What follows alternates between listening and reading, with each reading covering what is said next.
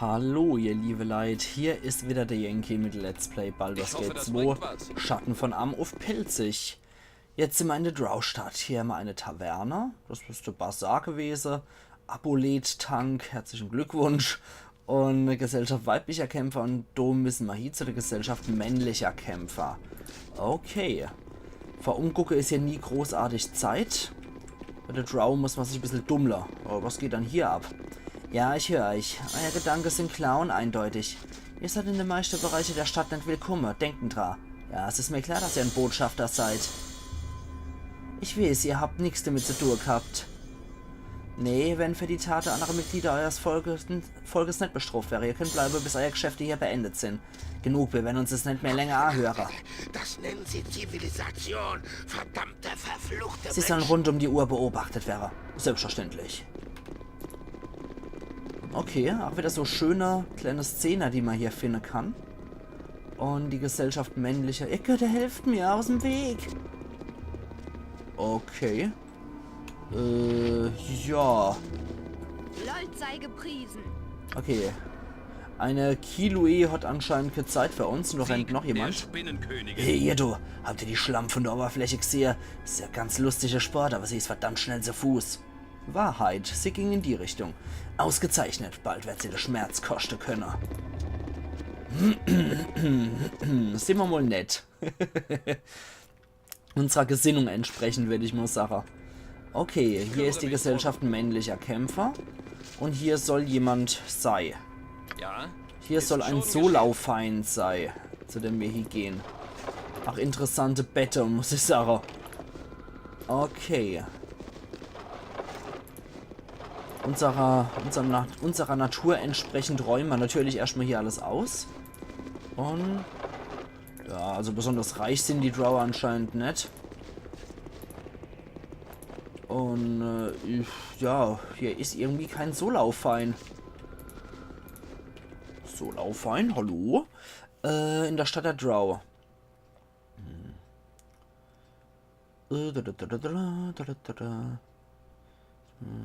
Solaufein. Ja, es befindet sich im nördlichen Bereich der Stadt hinter dem Haus weiblicher Kämpfern vor der Spinnengrube. Okay, ja, ich sollte hier gehen, aber es ist so kein Mensch hier, oder kein Drow hier. Probieren wir es noch einmal. Ist hier irgendwo ein Solaufein? Hallo? Ah nee, das ist die Gesellschaft weiblicher Kämpfer, ja, Gewunner. Hier müssen wir gehen, zur Gesellschaft männlicher Kämpfer. Okay, jetzt ist die tot. Also die haben wir auf jeden Fall auch hart auf dem Gewissen. Und da ist er. Neuen, die man mir geschickt hat, ich verstehe. Als ob ich nicht schon den ganzen Tag über genug zu tun hätte. Jetzt muss ich mich auch noch um das Wohlergehen von Schwächlingen kümmern. So sieht's aus. Es wird keine Zuflucht in Ustnata gewährt. Dummkäpp. Wir zahlen für unser Dasein hier mit Blut und ihr wenn's 8 Uhr. Mein Name ist Solaufein. Und vorerst, wenn ihr mache, was ich sag, damit ihr euch gegenüber der Mutter Oberin als würdig erweisen könnt.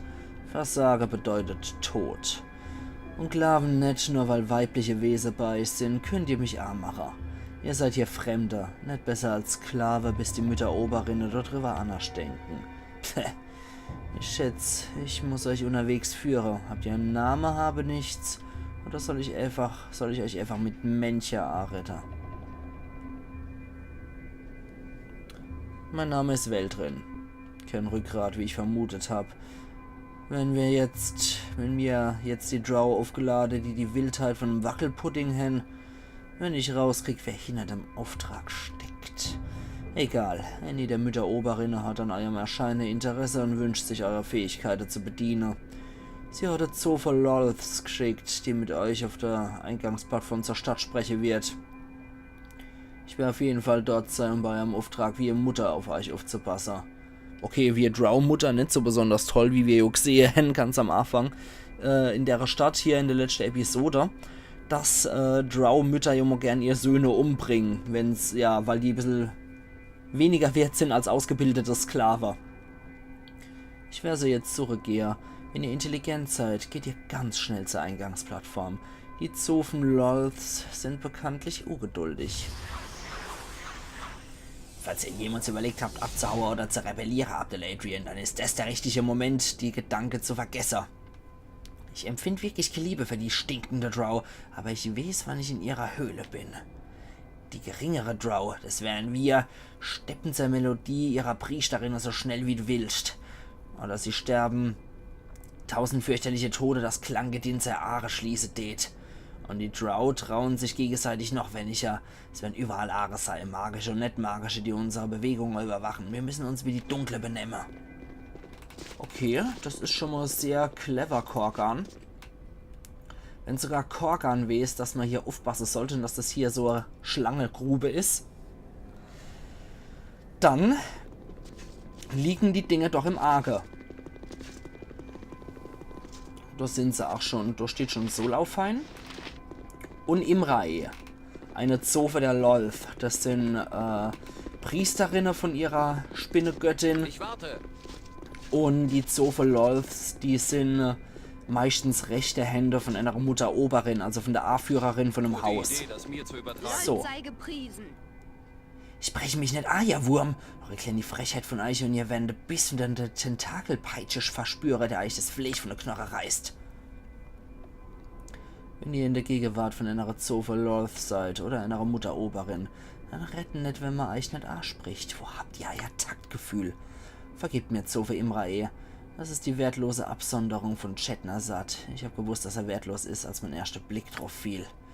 Ich werde dafür sorgen, dass er dafür schwer gefoltert wird. Ich werde versuchen, andere zu finden, die dem Wille der Mutter Oberin besser dienen. Ihr werdet gar nichts mit ihm tun, Männchen. Es genügt. Ihr werdet später bestraft. Was erste werde ich das Männchen persönlich ansprechen. Eure Geschichte wurde soweit bestätigt, Weltrin von Chetnazat, und das ist der Grund, warum ihr nicht als niedere Sklave verkauft oder als Amüsement in der Taverne gebraucht wurdet. Aber für euch ist hier einfach kein Platz. Ihr habt in der Tat Glück, dass viele unserer beste Krieger mit Vorbereitungen beschäftigt sind. Anderswo. So viel Glück, dass die Mutter Oberin entschieden hat, sich eurer zu bedienen. Klammert euch an die Endhoffnung, ihr Würmer, und enttäuschen die Mutter Oberin nicht.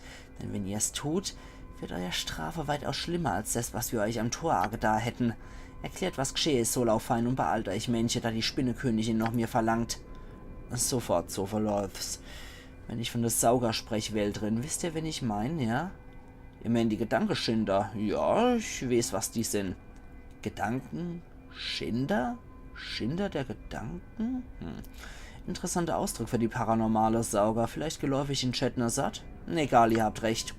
Die älteste Tochter von einer Mutter Oberin stieß auf dem Erkundungsgang mit Saugern zusammen. Ihr dumme Pferde sind geflohen oder wurden umgebracht und sie hat mal gefangen genommen. Die wissen, wann sie einen Treffer erzielt haben, die Sauger. Sie werden die Tochter in ihre Stadt bringen und falls sie dort ankommen, wird sie für immer verloren sein. Nach dem Stand der Vorbereitungen der Armeen sind wir die einzigste, die die Sauger abfangen können. Wir müssen zu ihrem Höhleeingang gehen und dort auf sie warten. Zofa Imrae hat mir einen gesegneten Gegenstand der Lolth gegeben, der die Sauger von ihrer Astralreise weglockt. Dann genau müssen wir zuschlagen. Die Mutter Oberin wird kein Verlangen danach, dass ihre älteste Tochter Häppchen für die Sauger wird, also dürfen wir nicht versagen, versteht ihr, Weltrin? Ich soll euch am Eingang zu der Elitide-Höhle treffen und ein paar Elitide aus dem Inhalt angreifen, die die Tochter der Mutter Oberin gefangen haben. Genau. Die Tunnel der Elitide befinden sich im südöstlichen Abschnitt von der Haupthöhle im Unterreich. Ich werde auf Kundschaft gehen und ihr werdet mich finden, wenn ihr ankommt. Wir erwarten nicht, dass die Elitide in nächster Zeit hier sind, daher habt ihr die Gelegenheit, euch auszuruhen und zu versorgen, wenn ihr das tun möchtet. Ihr müsst mich innerhalb der nächsten 12 Stunden am Eingang zu der Elitide-Tunnel treffen, nicht später, kommt nicht zu spät. In der Tat, es gibt eine Menge wundervoller Schrecken, denen ihr in der Todesnetzgrube begegnen könnt, solltet ihr versagen. Falls ihr fliehen wollt, die drinnen werden euch auf jeden Fall erwischen. Was euch ergeht, so Lauffein, die Mutter Oberin erwartet noch mehr von euch. Melden euch im Tempel, bevor ihr die Stadt verlasst. Wie ihr wünscht, so verläuft's. Okay, so viel Dode zu. Das heißt, wir machen uns auf jeden Fall jetzt schon auf den Weg. Ihr müsst eure... Auch wenn das Solaufein jetzt schon aus der Stadt rausgeht und nicht, wie er gesagt hat, noch zum Tempel gehen wollte. Wie dem auch sei. So, ich würde erstmal bis dorthin hier, weil ich weiß, da erwartet mich noch was hier. Deswegen ist der erste Sammelpunkt mal hier. Sodala. Hier treffen wir uns erst einmal. Und dann kommt da nämlich noch was. didum, didum, didum, didum, didum. Na komm schon, Leute, da sind sie schon. Wie gesagt, man wird so allmählich ungeduldig, wenn man über den Luxus von 7-Meilen-Stiefel bei 2 Personen verfügt. Okay. Da haben wir nämlich jede Menge Leute. Ein Skelett, ein Butz, ein Kampfhund, ein Simja und ein Nashtar sowie ein Pitch. Okay, das sind Oberwelt-Abenteurer. Und, ja, und eine Chandrilla noch. Das sind Oberwelt-Abenteurer. Und 127 Erfahrungspunkte habe ich hier auch schon schnell gesammelt. Okay, ihr könnt mit denen spielen. Und ich schnapp mir den Magier von hinten. Okay, hat nichts gebraucht. Na gut. Dann kümmert euch darum den Magier und Anomen darf mit dem Oger hier spielen. So, die halten uns natürlich jetzt für Drow, das ist ja klar.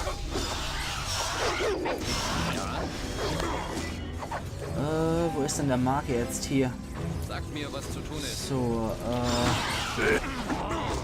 ein Damien, ein Damien ist auch noch hier mit dabei. Ein Schurke haben sie auch noch mit dabei. Das Teufelchen ist auch schon kaputt. Die Priesterin sollten wir auch noch erledigen. Anomen macht noch wieder das Gesocks platt. Und der Meuchler ist auch noch hier. Okay, Anomen. Wir machen erstmal den Meuchler platt und jetzt die Priesterin noch. Und dann haben sie noch das Skelett mit dabei. Und weg ist es. Okay, Abdel Adrian, guckt doch mal, was er bei sich hat. Müll. Die Priesterin. Müll. Der Zauberer Müll. Bis auf Abidal Sims abscheuliche Austrocknung. Oh, ein Unsichtbarkeitstrank. Sehr schön. Den nehmen wir doch liebend gern entgegen. Das kann zu Anomen. Ja, der ganze Schampel kann zu Anomen. Das kann dann eingeordnet werden. Er kann das hier noch haben. Und dann gucken wir noch, was der tolle Krieger hier bei sich gehabt hat. Eine helle Bade. Okay. Die anderen haben anscheinend wirklich nur Müll bei sich gehabt. Und was ist das hier? Eine helle Bade, die können wir aber nicht identifizieren soweit. Na gut, dann warten wir doch erstmal, bis sich hier wieder das gelöst hat. Perfekt. Ich höre euch bestens. Anomen, macht da mal bitte Heilung auf Korgan. Das gefällt mir so gar nicht irgendwie. Und, nee, eine Heilung verschwendet man nicht für Edwin. Edwin kriegt mittelschwere Wunden heilen. Der hat so wenig... Edwin hat so wenig Trefferpunkte, dass wir das so machen können. Genau, das reicht für ihn dicke. Und wie viel hat ein Abdel Adrian eigentlich? 102. Tja, hat somit die dritthöchste Trefferpunkte. Abdel Adrian hat eigentlich erstaunlich viel für einen Schurke, muss ich sagen. Gut. Dann haben wir das soweit gemacht. Wir sollten vielleicht trotzdem nochmal zu der Duergar gehen und nochmal den Gegenstand identifizieren lassen. Das ist vielleicht gar nicht mal so verkehrt, das zu machen. Okay. Aber wie wir schon gesehen haben, die Drow-Gesellschaft ist ganz bezaubernd. Du willst mal unbedingt leben. Also jetzt nicht nur, weil du die Männer... also nicht nur, wenn man halt ein Mann ist, dass man da unterdrückt wird. Ich meine, das ist jetzt nicht das Allerschlimmste dort, sondern einfach wie grausam und brutal die vorgehen und immer nur verrote. Das ist schon heftig. Drachenodem +4, Hellebade +4, Drachenodem. Ein Magier namens Ullion, der von der Macht höherer Wesen profitieren wollte, gründete vor zahlreichen Jahren einen Kult von Drachenanbetern. Er dachte sich einen gut klingenden Namen für seinen neuen Kult aus und nannte ihn Söhne des Drago. Seinen Anhängern versprach er Eroberung, Plünderung und Reichtum. Um seine Autorität zu untermauern, stellte er eine symbolische Waffe her, die von seinem Leibwächter Yaramor Bold geführt wurde. Wenn Drachenodem einen Gegner trifft, wird dieser mit den sengenden Flammen eines roten Drachen, den giftigen Dämpfen eines grünen Drachen, der zuckenden Elektrizität eines blauen Drachen und dem Säureschauer eines schwarzen Drachen und der durchdringenden Kälte eines weißen Drachen eingedeckt. Unglücklicherweise war Ullion der Erste, der die Waffe zu spüren bekam. Er wurde nämlich von dem ehrgeizigen Yaramor, der selbst herrschen wollte, damit getötet. Ohne den Magier gelang es der Organisation nicht zu wirklicher Macht zu gelangen, sodass sie sich bald darauf auflöste. 1W10 plus 1 durch Kälte, durch Feuer, Elektrizität, Säure und durch Gift. Das ist natürlich schon sehr cool, die Waffe, muss man sagen. Ansonsten haben wir nichts mehr, was wir noch machen könnten.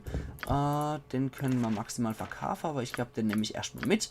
Das kann man immer mal wieder gebrauchen, wenn man mal zwischendurch Abidal Sims abscheuliche Austrocknung verwendet. Ist einfach nur ein sehr geiler Zauber. Ich verwende den persönlich sehr gern. Quatsch, da wollte ich doch gar nicht hier. Ich wollte so meine Leute hier. Okay. Weil da sollten wir auf jeden Fall nochmal speichern vorher. Das und das sollte zu Korgan gehen. Okay, der ist erst einmal voll, der nimmer volle Beutel. Okay. Schön, das hat ja super gepasst. Naja, einen Kampf haben wir jetzt nicht direkt. Wir haben jetzt noch wieder die Kampfmusik kurz, also komm. Ich hoffe, Okay. Dann geht's hier lang. Und hier ist wieder Solaufein. Dann sollte man mit dem Animo sprechen, aber vorher wirklich nochmal speichern. Okay. Wie läuft's? Ich Soli. tue, was ich tun muss. Endlich erscheint er doch noch. Ich habe gedacht, ich müsste in eine verlassene Höhle noch euch suchen. Oder wird euer nutzloser Kadaver in der Hände von einem Swirfneblin wiederfinden. Die Elitide mit ihrer Gefangene kommen näher und bald werde ich sie aus der Astralebene in unseren Hinterhalt ziehen. Ich hoffe doch, ihr kämpft besser, als ihr denken könnt. Habt ihr noch Frohe vor dem Gefecht Welt drin? Dann schnell. Es tut mir leid, dass ihr bestraft wurdet. Nee, mir stellen Gefroren, sondern einfach nur Nein, keine Fragen. Wie ihr Mensch, zögert nicht die Elitide Arztgreifer, wenn sie kommen, dann wenn ihr sowohl mich als auch die Mutter Oberin erfreue. Aber genug gebabbelt, ich spüre, dass die Elitide sich nähern. Wartet nur und ich werde sie aus der Astralebene heraushole, wenn sie nah genug sind. Aber Solaufein ist für eine männliche Drow in einer Machtposition als Kommandant eigentlich noch ziemlich freundlich, muss man sagen. Die Frauen in Chetnazat sind jedoch fast schon übertrieben aggressiv, könnte man sagen. Weil, klar, die Drow sind sehr dominant, die Frauen, aber die sind doch etwas aggressiver hier, die Drow, die man hier so kennenlernt. Die weibliche. Okay, 1, 2, 3 und 4 Elitiden. Ah, nee. 3 Elitide und 3 Erdkolosse. Verehrer oder Fährer. Und hier haben wir die Gedankenschinder. 1, 2 und 3 an der Zahl. Edwin, weg. Scheiße. Okay, den haben wir erlegt. Abdeladrian, du nimmst einen Trank und heilst dich sofort, mein Lieber. Und bitte schnell. Okay, gut, es ist keiner von unserer Gruppe gestorben, das ist schon mal sehr praktisch. Abdeladrian. Jetzt dummel dich aber, Kerler. So, die Tränke hast du noch genommen. Das sind ja eigentlich schon Erdkolosse. Ah ne, okay, die normale 4000. Ich habe schon gedacht, das wären höhere Erdkolosse. Okay. Ihr schon wieder. Gut, das war doch ziemlich gut. Und Verehrer hat ihn erlegt, den Erdkoloss. Es wurde Zeit, dass mein Führer besiegt werden. Ich habe schon angefangen zu glauben, sie würden schließlich doch noch ihre Elitide-Stadt erreichen. Ich begrüße euch, faire Tochter der Ardulays. Ich hoffe, ihr seid unversehrt. 20.000 Erfahrungspunkte gab es auch noch. Wer ist es? Solaufein? So. Die Mutter Oberin hat euch also geschickt, ja? Wie muss euch das gequält haben, dass ihr euer Leben riskiert, nur um das meine zu retten? Ich habe getan, was mir befohlen wurde. Ja, das habt ihr. Wie es jedes Männchen sollte. Ihr habt euch wacker geschlagen, nämlich, ihr und eure Begleitung. Wer ist denn das Männchen hier neben euch? Ach, das hier. Das ist... Ich bin sicher, er kann von sich selbst sprechen, Männchen. Ist es richtig? Ihr habt eine Zunge, ja? Also, wer seid ihr? Ich bin Weltrin aus Chetnazat, aber bloß nicht die 3. Ihr habt vielleicht Nerven, gut, die Frauen haben euch gerade vor der Elitide gerettet und euch fällt nichts Besseres ein, als uns zu beleidigen. Ich bin Weltrin von Chetnazat. Ach, tatsächlich ein Fremder? Wie überaus merkwürdig. Wir sollten uns eingehender unterhalten, ihr und ich, wenn wir nach Ustnata zurückgekehrt sind. Ich werde alle in die Stadt zurückkehren und der Mutter Oberin über euren erfolgreiche Dienstberichte so laufen. Ihr habt euch als nützlich erwiesen, ihr solltet dankbar sein. Ihr wollt alle zurückkehren? Nee. Was wäre, wenn ihr wieder in Gefahr geraten? Ich übernehme die Verantwortung für... Ich weiß euer rührende Sorge zu schätzen, Solauffein, aber ich bin imstande, mir selbst zu helfen. Und es ist mein Befehl. Euch bleibt also gar keine Wahl. Verdammtes, arrogantes Weib. Spinnenkönigin Gift in den Geschmack des Herz spritzen. Ich wäre ja vollkommen sicherzustellen, dass ihr übertriebenes Selbstvertrauen uns halt alle in Gefahr bringt. Kehrt alle in die Stadt zurück, Wäldrin. Ich werde euch am Anfang der Stadt wieder treffen. Er klingt auch etwas vertrocknet, das Solauffein. Ich werde das versuchen, irgendwie nochmal einzubringen. Dieses verdammte Weib. Ich muss irgendwie die Stimme von dem nochmal hier kriegen. Der spricht ja etwas langsamer.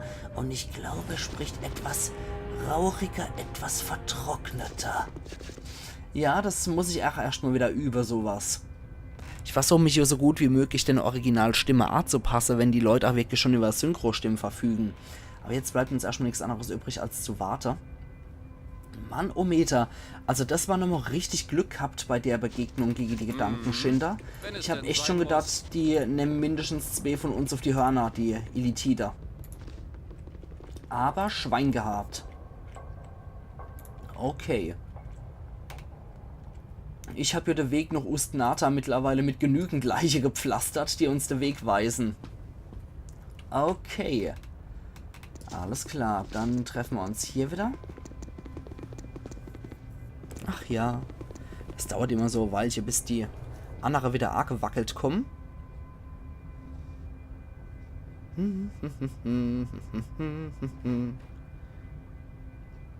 Ach ja. Sodala. Kommt schon. Also Leute, alle Haupt. Los sind wir jetzt. Und dann gucken wir uns hier nochmal um. Bibum, bibum. So. Gute Idee, das mir zu Am übertragen. Anfang soll Solauffeind sein. Und hier ist Imra noch mit dabei. Sprechen wir mal mit ihm und nicht mit Ich ihr. tue, was ich tun muss, wenn ich es tun muss. Ihr seid doch noch Merkt euch zurückgekommen. das Gut. Es war schon schlimm genug, dass ich mich um Verjähres sichere Rückkehr kümmern musste. Da wollte ich mich eigentlich nicht auch noch um die eure befassen. Ja, die Tochter der Mutter Oberin ist sicher heimgekehrt. Ihr habt uns einen hervorragenden Dienst erwiesen. Ich hab gehört, die Mutter Oberin ist erfreut. Verehrer lässt euch außerdem einen Befehl zukommen, den ihr befolgen müsst. Ihr sollt sie in der Taverne hier in der Stadt treffen. Sie möchte mit euch sprechen. Ich frage mich allerdings, warum.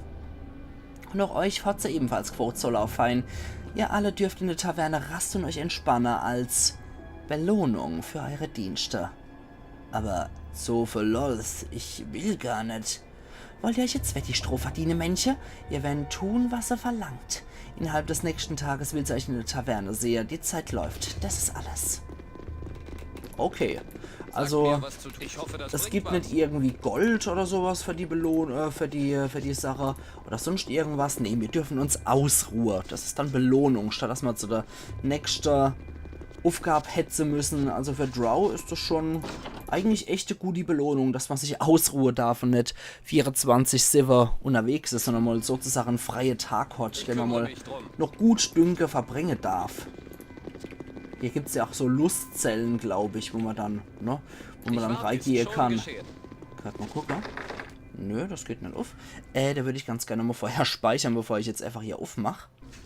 Und, nee, geht eh nicht auf hier. Und hier ist 8 zu. Kriegen wir auch nicht auf. Okay, na gut. Du dürfte, glaube ich, der Wirt stehen, oder? Jawohl. Gemächer der Lust gibt's hier.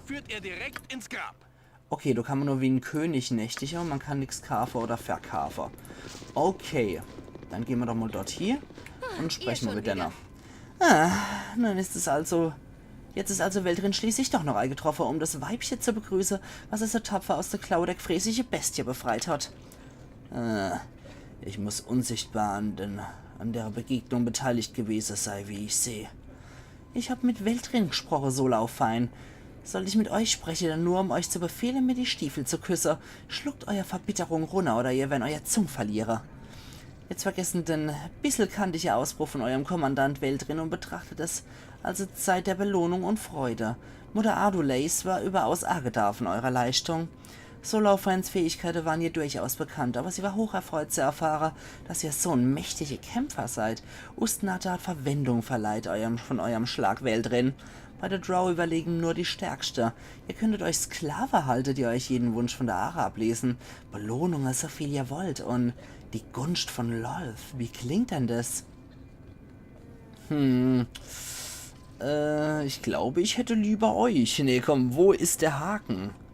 Der Haken dabei ist, dass ihr euch die Gunst verdienen müsst, Veldrin. Gunst und Annehmlichkeit werden nicht einfach so gewährt. Sie wollen mit Blut und Opfer erworben sein. Warum geht ihr nicht hier und schneiden ihm jetzt das Herz raus, Verehrer? Ihr werden das letztendlich doch wollen, nicht wahr? Ruhe! Nicht alle Drow haben vergessen, dass eine Belohnung schon mal wert sein kann, ein Teil von sich selbst herzugeben oder alles. Ihr tätet gut dran, die Lektionen neu zu lernen. Da wir sehen, zu welcher Leistung ihr in der Lage seid, solltet ihr uns so laufen mit einem weiteren Auftrag betraut wäre zum Ruhme Lolths. Wir treffen uns an der Stadtplattform, weit weg von neugieriger Ohren, aber nicht so weit weg. Geht und amüsiert euch in der Zwischenzeit. Ich werde rechtzeitig durch sein. Wir werden uns in den wenigen Tagen auf der Plattform wiedersehen. Das ist ein Befehl der Mutter Oberin und so wird's geschehen. Alle hopp. Was sagst du da noch so, Laufein? Ich tue, was ich tun muss, wenn ich es tun muss. Was wollt ihr? Nicht Merkt genug, dass euch ich das der Wünsche von der teuflischen Hexe Genüge tun muss. Soll ich auch weiterhin euer ermüdende Gegenwart ertragen? Sprecht nur so weiter, dann steckt bald der Kling dort, wo normalerweise euer Herz schlägt. Nee, ich denke, ich werde dann gehen. Tut es. Und belästigt mich nicht mehr. Okay, ist gut. Also Solaufein ist doch etwas gereizt, muss ich sagen. Aber das ist hier in so einer Drow-Stadt völlig normal, dass die doch etwas Ihr gereizt müsst eure sind. Gruppe erst sammeln, bevor ihr das... Und außerdem müssen die halt auch immer Dominanz beweisen und Stärke zeigen, weil wer Schwäche zeigt, der wird hier sehr schnell eliminiert. Deswegen ist es nur normal, dass Drow, egal ob Männer oder Frauen, hier starke Dominanz zeigen und Stärke präsentieren. Das müssen sie auch, sonst war's das mit ihnen. Okay, hier ist noch Kenner. Moment, dann muss ich glaube ich zuerst mit dem hier. Genau. Vergebt mir die Unverschämtheit, dass ich euch anspreche, ehe mir die Erlaubnis dazu erteilbar ist, aber ich muss euch für einen Moment um eure Aufmerksamkeit bitten. Bitte. Sagt, was ihr wollt, Sklave, Pack. Ich habe wenig Geduld mit euresgleichen. Ich würde nicht einmal im Traum dran denken, euch mit meiner nichtigen Sorge zu belästigen. Nee, es sind die Wünsche von meinem Meister, die ihr euch erhören müsst. Bitte. Ich bitte euch, dicht an den Wasserbehälter ranzukommen, sodass er mit euch gedanklich Kontakt aufnehmen kann. Wasserbehälter? Um Wassergeschöpf handelt sich's bei eurem Meister? Der Wasserbehälter ist eine Behinderung, auf die mein Meister gern verzichten wird, aber er ist komfortabler als die Kälte des Mauerwerks in der Stadt. Kommt dicht an den Ra und er wird zu eurem Verstand sprechen. So ist es bei seiner Art. Bitte trödeln nicht. Er wird in der Stadt Alarm auslösen, wenn ihr ihn warten lassen. Ja? Ja? Hehe. Das ist nämlich ein Abolet. Und Aboleten sind sozusagen Psi-Fischer, die im Unterreich leben. Die sind ziemlich stark, die Biester. Haben einen ziemlich hohen Herausforderungsgrad. Also die sind echt nicht zu spaßen. So, dann retten wir mal mit dem. Hört mich. Hört mein Wille, der direkt in euer Gedanke spricht. Ich bin Botschafter. Und es gibt einen Dienst, den ich von euch verlange. Einen Dienst, den ihr für mich möglichst diskret und mit aller gebotenen Eile ausführen werden. Warum werde ich wohl so tief singen für euch zur Arbeit, Fisch? Ihr werdet euch herablassen müssen, wenn ich's befehl. Oberfläche, Bewohner! Ich kann es in eure Gedanken sehen, es liegt klar vor mir. Wollen ihr, dass das Geheimnis bekannt wird? Soll ich es jedem Drow in der ganzen Stadt verkünden? Nee, habe ich mir nicht gedacht, dass ihr das wollt. Ihr werdet tun, was ich wünsche, und ihr werdet die Freiheit... Und ihr werdet in die Freiheit gehen. Es kümmert mich nicht, warum ihr hier seid. Die Beweggründe eurer Spezies sind bedeutungslos für mich. Ihr werdet die Aufgabe erfüllen, die ich von euch verlange, oder eure Identität wird jedem Drow in der Stadt schlagartig bewusst wäre. Habt ihr meinen Gedanke verstanden? Gut so. Ich bitte euch, ich befehle euch, ihr Gewalttat zu begehen. Ich verlange einen Tod, sodass ich mehr über den Ort erfahren kann. Es ist eine einfache, brutale Aufgabe, die besser für euch geeignet ist als von meinem schwächlichen Diener. Kiloe. Sie ist eine Priesterin. Ich mag über ihren Glaube und über die Macht lernen, die ihr schenkt. Ihr Verstand soll mir gehören und ihr werdet ihn mir bringen. Ist doch unmöglich, einfach so Drow-Priesterin zu euch zu schleppen. Das wird doch jeder mitkriegen. Ich benötige doch nicht sie als Ganzes, wie ich schon gesagt habe. Es ist ihren Verstand, den ich benötige. Tötet sie. Tötet sie einfach in ihrer Behausung oder ihrem Tempel. Dann schneidet ihr das Gehirn raus und bringt es zu mir. Das ist meine Aufgabe. Das ist mein Befehl an euch. Ihr werdet gehorchen oder ich werde eure Identität enthüllen und ihr werdet sterben, entscheiden euch. Na gut, ich werde machen, was ihr wünscht. Ihr findet Kyloes heim hinter der zweiten Tür von unausgesehen im Haus der weiblichen Kämpfer. Schlagen überraschend zu und keiner wird euch bemerken, kehren rasch zu mir zurück. Sagt mir, was zu tun. Okay, dann muss ich wohl das vor der nächsten Aufgabe machen. Und ich würde sagen, das ist etwas, was der Yankee von morgen machen muss. Der arme Kerl, mit dem habe ich Mitleid. Und wir sehen uns dann morgen wieder zu Let's Play Baldur's Gate 2 Schatten von Arm auf Pelzig. Also machen's gut und bis morgen dann. Euer Yankee.